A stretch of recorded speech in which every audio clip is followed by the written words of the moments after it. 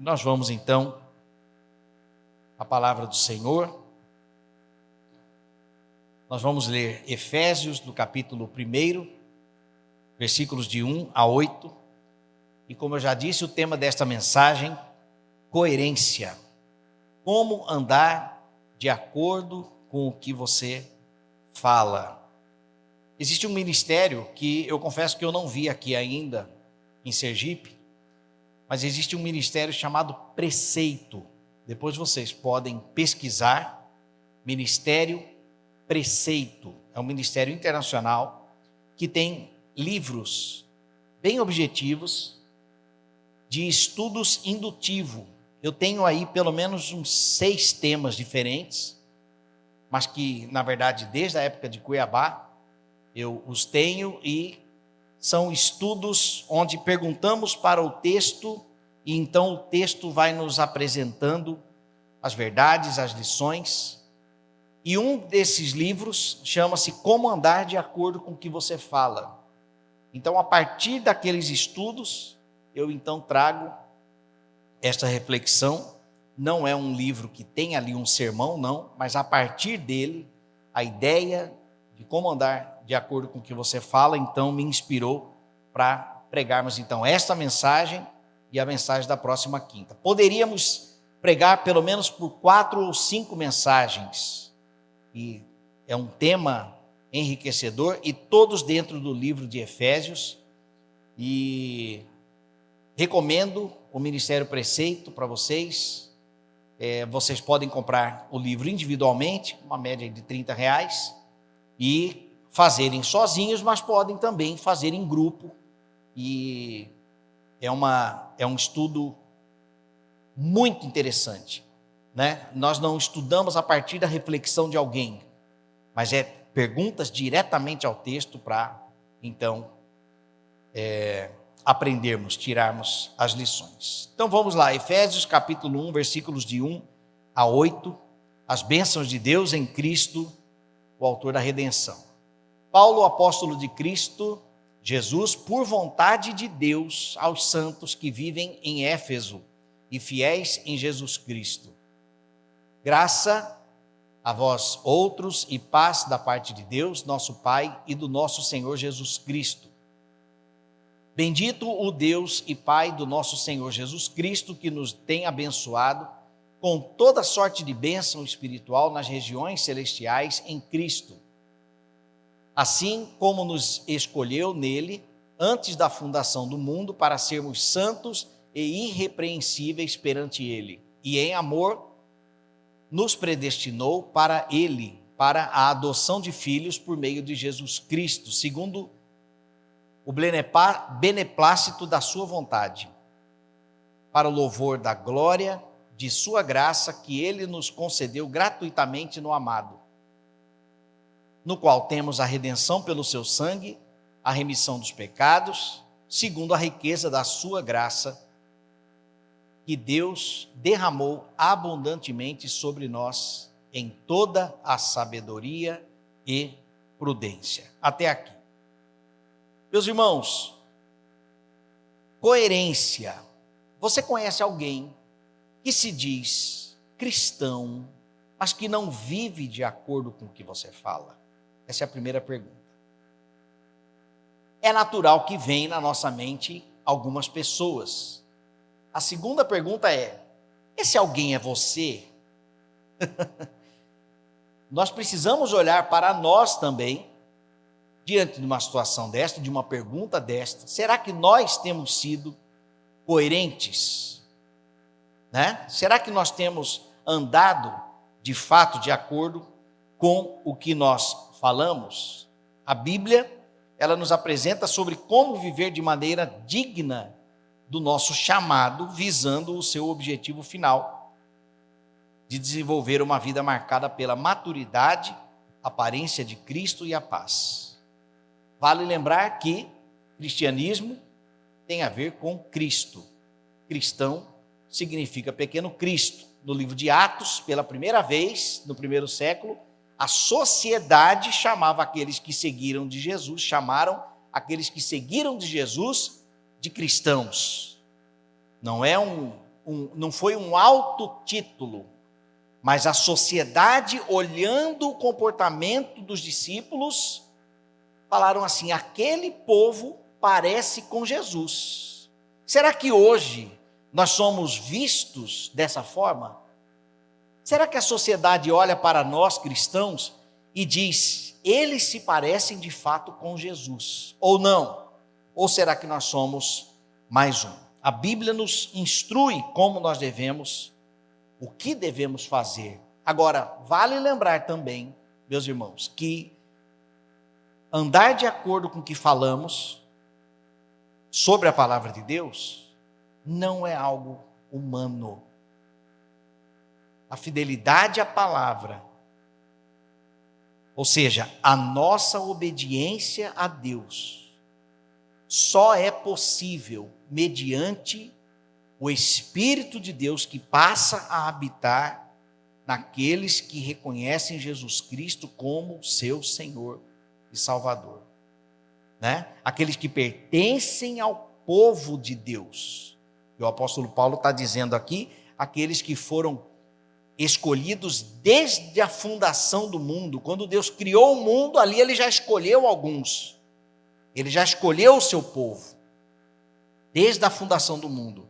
E a mente de Paulo aqui, sobre esta predestinação, está lá em Abraão, né? E quando ele olha que Deus, desde a fundação do mundo, ele escolhe um povo, ele está pensando em Abraão, da geração a partir de Abraão, mas em Cristo, todos aqueles que ouvirem o Evangelho, crerem e serem salvos. Então, em Cristo, nós, então, podemos, então, andar de acordo com o que falamos. A mensagem de hoje nós vamos pensar sobre, antes de andar de acordo com o que falamos, mas nós vamos pensar em o que nos faz ter o devido comportamento. Ou seja, antes de fazer, nós precisamos ser. O comportamento, nosso comportamento é determinado pela convicção que temos sobre quem somos.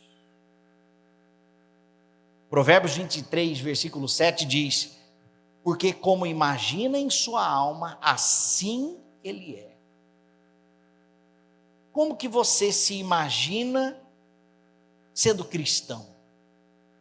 Então a forma, a convicção que você tem sobre você, sobre a sua vida espiritual, assim então você age. Portanto, quem é o cristão coerente? Então, antes de, que na verdade vai ser a segunda mensagem, como andar de fato de acordo com o que você fala, nós vamos pensar hoje quem é então esse cristão coerente. 4 características a partir deste texto do apóstolo Paulo. Então, o cristão, primeiramente, o cristão coerente sabe quem é em Cristo. O apóstolo Paulo, ele começa esse texto dizendo: Paulo, apóstolo de Cristo. Quem é você? Na vida espiritual, ou diante de Deus, ou no reino de Deus, quem é você? O apóstolo Paulo, ele reconhece o seu chamado, a sua vocação. Ele sabia quem ele era. Ele tinha convicção sobre si em Deus. Eu sei quem sou. Lembra de João também? Quem você é? Ele diz: eu sou a voz que clama no deserto. Ele sabia exatamente quem ele era. Você é o Cristo? Não. E quem é você? Eu percebo que, conversando com, como eu lido diretamente com pessoas em gabinete pastoral, com visitantes da igreja, muitas entrevistas preparadas, pessoas que têm interesse em ser parte da família de Deus aqui na nossa igreja, que é um privilégio receber cada um destes, mas na conversa nós percebemos um desejo enorme em ser membro, mas na hora da convicção sobre quem é em Cristo, as pessoas parece que não se conhecem. É claro que às vezes nós precisamos de uma luz para uma compreensão melhor. Mas o apóstolo Paulo aqui, ele começa a carta dizendo: Paulo, apóstolo de Cristo. Ele tinha convicção sobre si. O apostolado para Paulo não era um status, mas por causa da convicção da sua missão. O foco dele não estava no título, mas na sua missão. Pela vontade de Deus, apóstolo de Cristo Jesus, por vontade de Deus. Ele sabia também que não era um mérito pessoal. E ele fazia questão de dizer isso, como aconteceu em 1 Coríntios 15, versículo 9, que diz: pois sou o menor dos apóstolos, e nem sequer mereço ser chamado apóstolo, porque persegui a igreja de Deus. Ele não batia no peito: eu sou apóstolo. Não, pelo contrário. Ele entendia que pela graça, como diz lá em Romanos, rogo-vos, meus irmãos, pela misericórdia de Deus eu rogo, que ofereçam os vossos corpos como sacrifício vivo, santo e agradável, não é isso? É pela misericórdia de Deus que ele roga. Ele não roga porque ele é o apóstolo, não. Porque no cristianismo, no reino de Deus, não cabe soberba. Até porque a Bíblia diz que a soberba precede a queda. Se algum irmão estiver batendo no peito aí, ó, porque eu sou de Jesus, vem cá, vamos conversar? Vamos orientar, vamos instruir, porque a soberba precede a queda. Então o apóstolo Paulo aqui, ele diz: eu sou apóstolo, mas eu sou o menor de todos. Eu não sou digno, porque eu já fui perseguidor da igreja.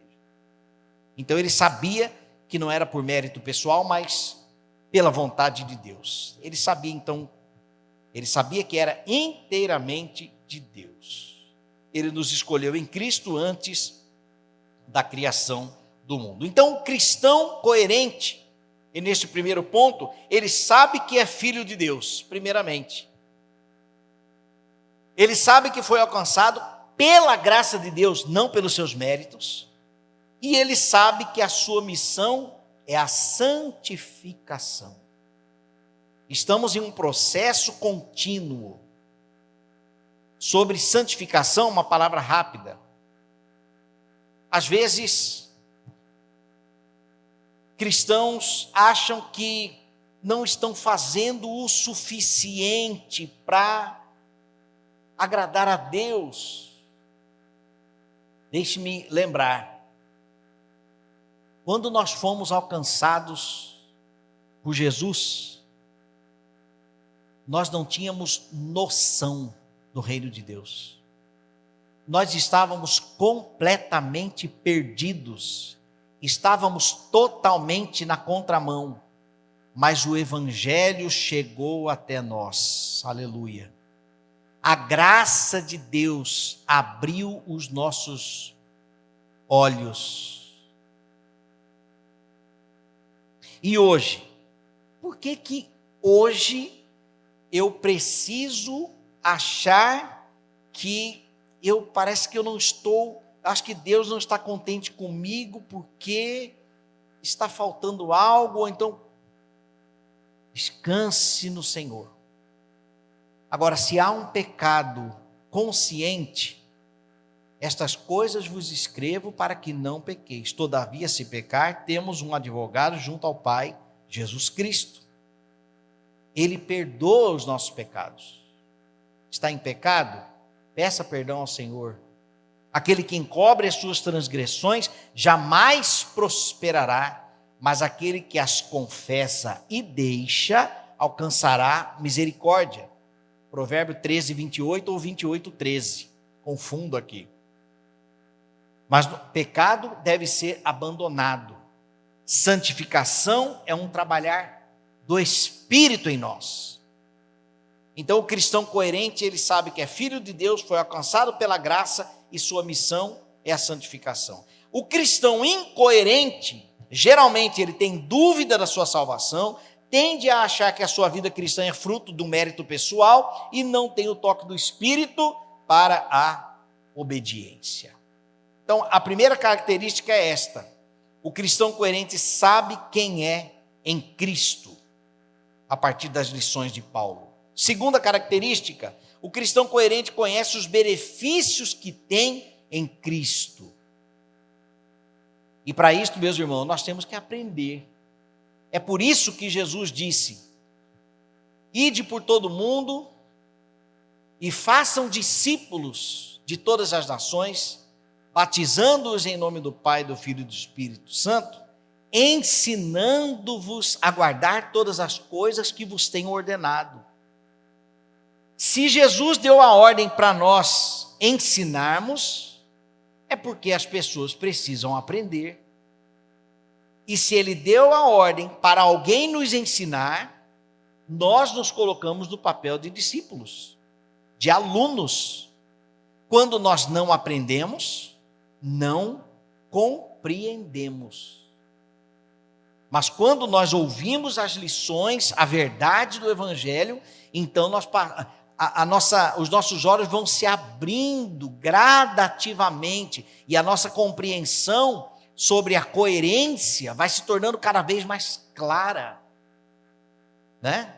É como se o sol estivesse nascendo, vai ficando cada vez mais claro para nós, e quanto mais luz, mais facilidade para compreender, para enxergar as coisas. Opa, aqui tem um buraco, eu não vou por aqui, eu vou me desviar. Por quê? Porque eu estou na luz.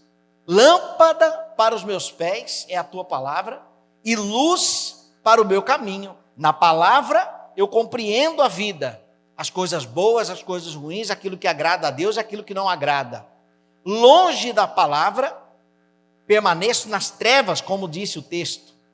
Nas trevas eu não amo meu irmão, eu minto, eu escondo. E isto tem a ver com incoerência. Mas o cristão coerente, ele conhece os benefícios, aprendendo constantemente. E o primeiro benefício é chamado para viver em paz. Versículo 2. Graça a vós outros e paz da parte de Deus nosso Pai. Essa paz não é a paz que o mundo oferece, mas é a paz da parte de Deus nosso Pai e do nosso Senhor e Salvador Jesus Cristo. É uma paz inexplicável. Lá em Mato Grosso existe a Chapada dos Guimarães. Acho que aqui na Bahia parece que também tem uma chapada aqui, né? Os paredões, natureza.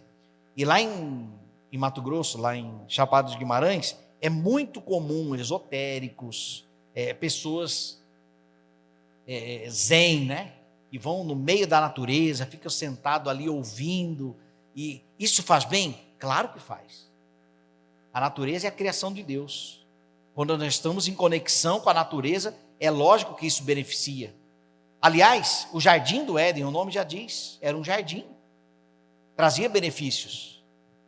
Mas não é dessa paz. Aquela paz do silêncio, aquela paz quando está tudo bem, aquela paz quando a geladeira está cheia, quando o salário está lá na conta. Não é essa paz, mas é uma outra paz.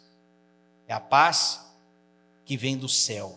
Então, o primeiro benefício, ele sabe que foi chamado para viver em paz. Chega de confusão, chega de escuridão. Agora é viver em paz, na luz. Agora estou compreendendo as coisas, posso colocar em ordem todas as coisas e acalmar o meu coração, tirar o pé do acelerador. Vida de paz. Marta, Marta, não foi isso que Jesus disse? Por que você está aí toda? Maria escolheu o quê?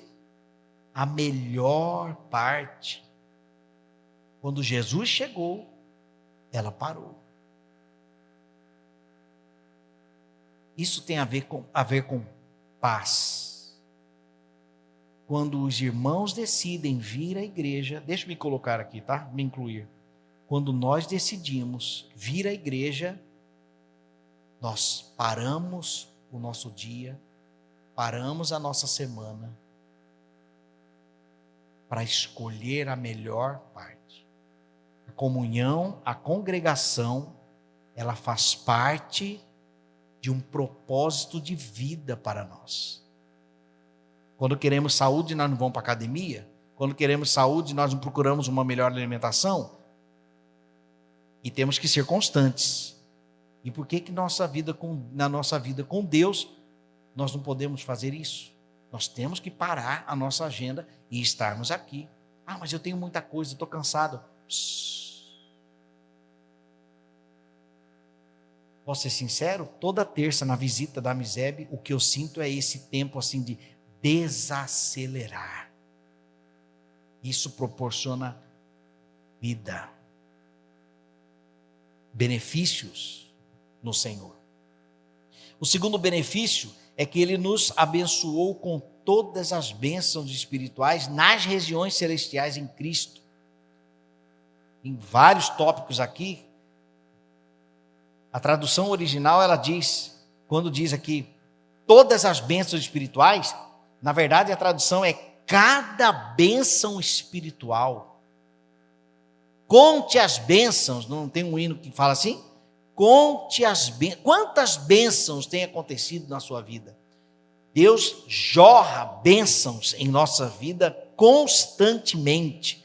E essas bênçãos atrás de bênçãos tem a ver aqui com as bênçãos espirituais. Agora, a graça de Deus é tamanha que essas bênçãos vêm também em forma de bênçãos materiais, relacionais, né? Oportunidades.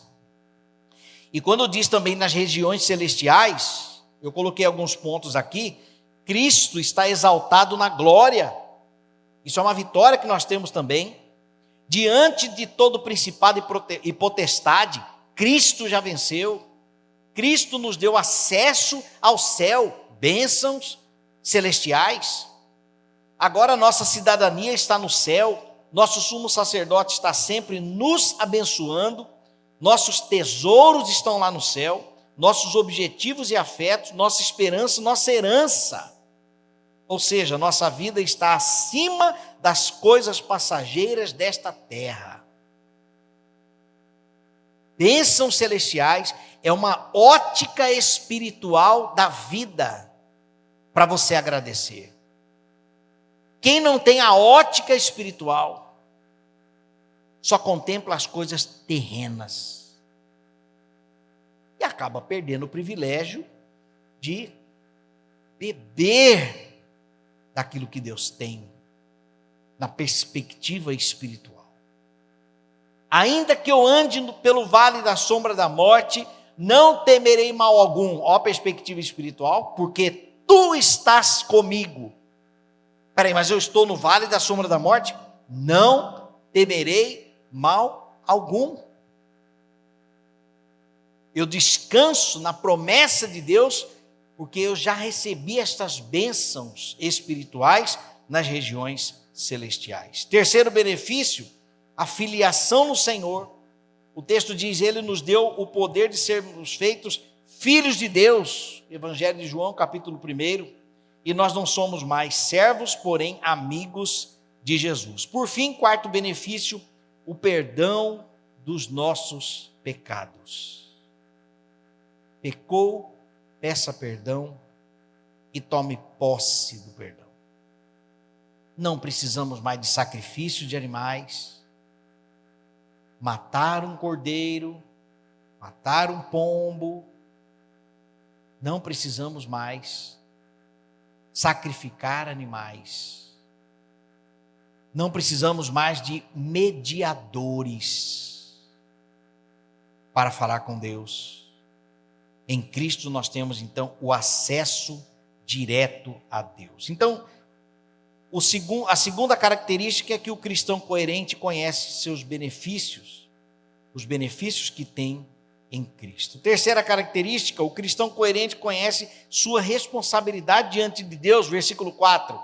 Assim como nos escolheu nele, em Cristo, antes da fundação do mundo, para sermos o quê? santos e irrepreensíveis perante Ele. Então, o cristão coerente, ele conhece a sua responsabilidade diante de Deus. Qual é a responsabilidade? A santidade. A santidade.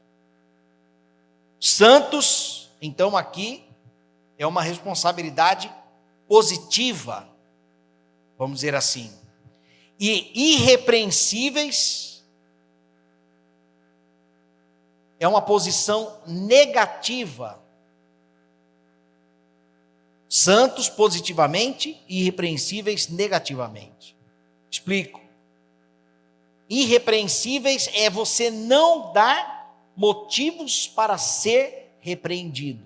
É como uma criança, um filho obediente, que não fica dando motivos para levar um puxão de orelha. Aliás, puxão de orelha é coisa do passado, porque hoje, se puxar a orelha e alguém filmar, já era. Não é isso? Então, a nossa missão é essa: sermos santos e irrepreensíveis. É por isso que Cristo afirma que a porta é estreita. Se você quer seguir-me, negue-se a si mesmo, tome a sua cruz e siga-me. Negar-se a si mesmo, renúncia. Seja feita a tua vontade, não a minha. Então, o cristão coerente conhece as suas responsabilidades. Deixe-me ler aqui um comentário de Francis Foulkes. Eu tirei de um comentário de Efésios da editora Vida Nova. Ele diz o seguinte: Cristo a si mesmo se ofereceu moral e espiritualmente sem mácula a Deus. A vida do cristão também deve ser sem mácula. Mácula aqui é sem mancha, sem pecado. Não apenas de acordo com os padrões humanos, mas também perante Ele, porque o texto aqui diz, versículo 4, Ele nos escolheu para sermos santos e irrepreensíveis perante Ele, o qual é a testemunha de tudo que o homem faz, pensa e diz. Então, a nossa fidelidade, a nossa responsabilidade como cristãos coerentes é perante Ele. E perante os homens, a reputação, o Senhor cuida. Temos que ser prudentes. A Bíblia diz: fuja da aparência do mal. Temos que ser prudentes, aprendermos, mas temos que ser fiéis ao Senhor. Consequentemente, seremos fiéis aos nossos irmãos. Agora, eu preciso considerar meus irmãos também. O apóstolo Paulo, lá em Corinto, ele vai falar sobre isso. Lembra da situação de comer carne? Comer carne pode escandalizar os irmãos. Como que é isso? Uma explicação bem rápida aqui. Lá em Corinto, havia um templo, o templo de Afrodite, onde os animais eram sacrificados nos cultos pagãos, em adoração à igreja, a deusa Afrodite, e aquela carne, então, era vendida para as feiras, e nas feiras as pessoas compravam para poder se alimentar.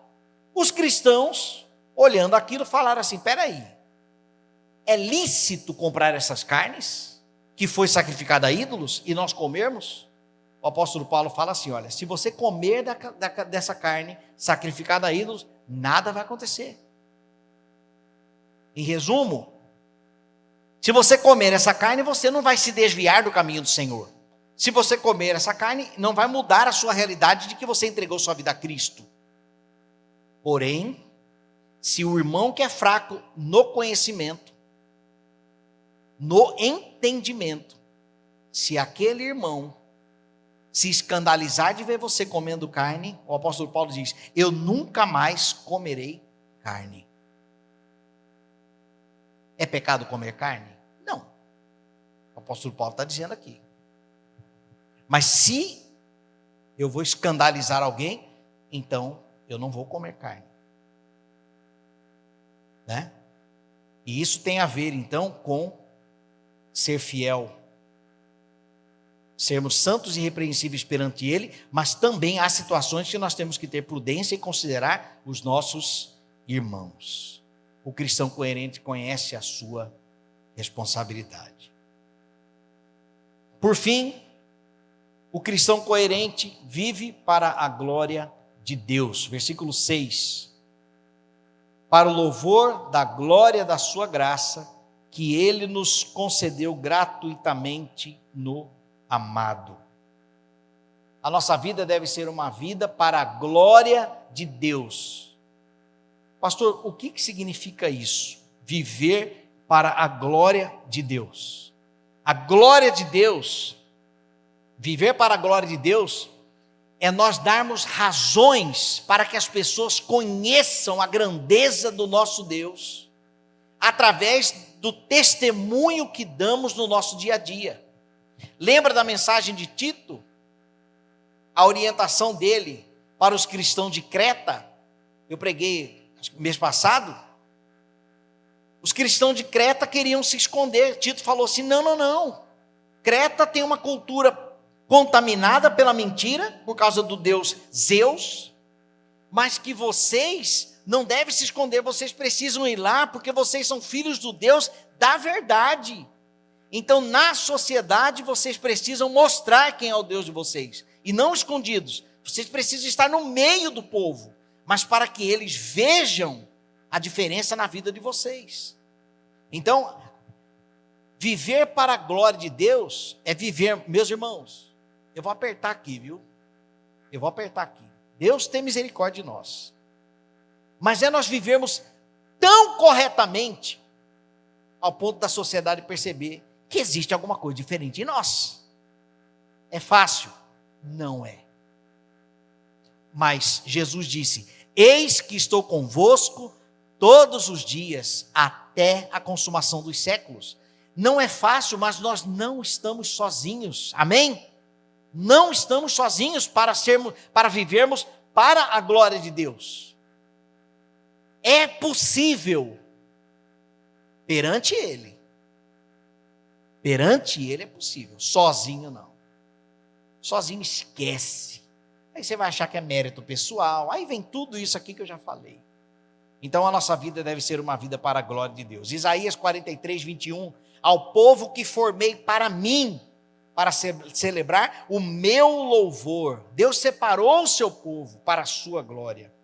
E viver para a glória de Deus, então, é dar motivo para que Ele seja identificado, reconhecido por nós. Para concluir, meus irmãos, a coerência, então, é uma consequência. O seu comportamento é determinado pela convicção que você tem sobre quem você é. Hoje você pode sair daqui com algumas convicções, talvez até convicções novas sobre quem você é. Nós somos abençoados por Cristo, lembramos que fomos perdoados pelo Senhor. Nós temos então, nós recebemos todas as bênçãos espirituais das regiões celestiais. E que, na verdade, essas bênçãos se estendem até o capítulo 2, fica de tarefa, lição de casa, lermos o capítulo 1, 2 e 3, que ali conta, são muitas bênçãos que nós já recebemos, que nós já temos, né? Então, o seu comportamento é determinado pela convicção que você tem sobre quem você é.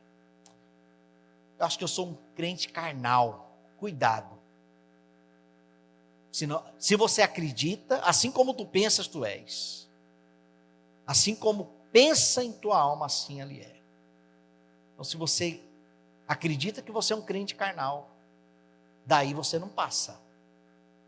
Mas repreenda isso em nome de Jesus, porque não é verdade não. O Senhor Jesus Cristo nos purifica de todo o pecado. O sangue de Jesus nos purifica de todo o pecado.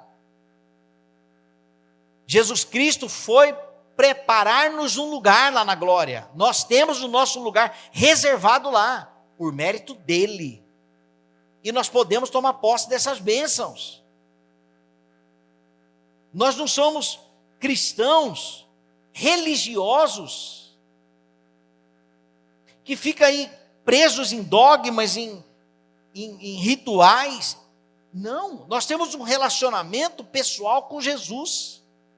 Nós oramos aqui, ele ouve lá ou aqui também, né? Ele é onipresente. Então nós temos estas bênçãos. Então, quem é você? Sou apóstolo de Cristo pela vontade de Deus. Convicção do apóstolo Paulo. Então nós temos que saber quem somos. Identifique os momentos que têm sido desafiadores em sua vida quanto à sua coerência cristã. Agora entra numa área particular, é você e Deus. Qual é a área em que você, nesse quesito de coerência, tem falhado? Senhor, eu tenho falhado no meu relacionamento conjugal. Senhor, eu tenho falhado no meu relacionamento com meus pais ou com meus filhos. Eu não tenho sido coerente. Não tenho dado um bom testemunho. Então, no meu trabalho, de alguma forma, Senhor, eu tenho sido uma pessoa invejosa, estou dando exemplo aqui. Então, em que área da sua vida a coerência está fragilizada? Identifique então os momentos que têm sido desafiadores em sua vida. Quero lembrá-los que todos nós temos desafios aqui. Não ache que é só você que tem suas lutas, todos nós temos. Ser um cristão coerente é um desafio de todos, para todos. Descubra a mentira que tem feito você agir de forma incoerente com a palavra de Deus. Porque quando agimos incoerentemente, é porque nós estamos acreditando em algo que não é verdade. Então eu preciso mudar essa crença que está me fazendo agir dessa forma. Eu nunca vou conseguir, pronto, uma crença aqui, ó. Nunca vou conseguir. Já que eu nunca vou conseguir, então eu me torno incoerente, ou tenho uma atitude incoerente, ou talvez um pensamento incoerente. E isso precisa ser mudado. Descubra a mentira. Lembre-se de que Deus te ama, te escolheu desde a criação do mundo para a glória dele. Você é um escolhido de Deus. E por fim, decida mudar a sua atitude incoerente para uma vida cristã autêntica. Amém, irmãos? Primeiro, fizemos uma reflexão sobre o cristão coerente. Quem é ele? Então ele tem essas características. Gosto de revisar. Vamos lá. O cristão coerente sabe quem é em Cristo. Ele conhece os benefícios que tem em Cristo. O cristão coerente conhece a sua responsabilidade diante de Deus. E o cristão coerente vive para a glória de Deus. Na próxima mensagem nós vamos então aprender de fato o que o texto de Efésios nos traz sobre como andar de acordo com o que você fala. Vamos orar? Ó Deus, nós te agradecemos pela tua palavra, pelas lições de Paulo, por esta carta escrita para a igreja em Éfeso e que chegou até nós. Porque a tua palavra é inspirada, a tua palavra é viva e eficaz. E ó Deus, que esta mensagem venha virar chaves na nossa mente sobre crenças, principalmente sobre quem somos nós. Que o teu Espírito traga convicções bíblicas, verdades da tua palavra para nós, sobre nós, e desta forma então termos ousadia para sermos fiéis ao Senhor, para a tua glória, em nome de Jesus, amém.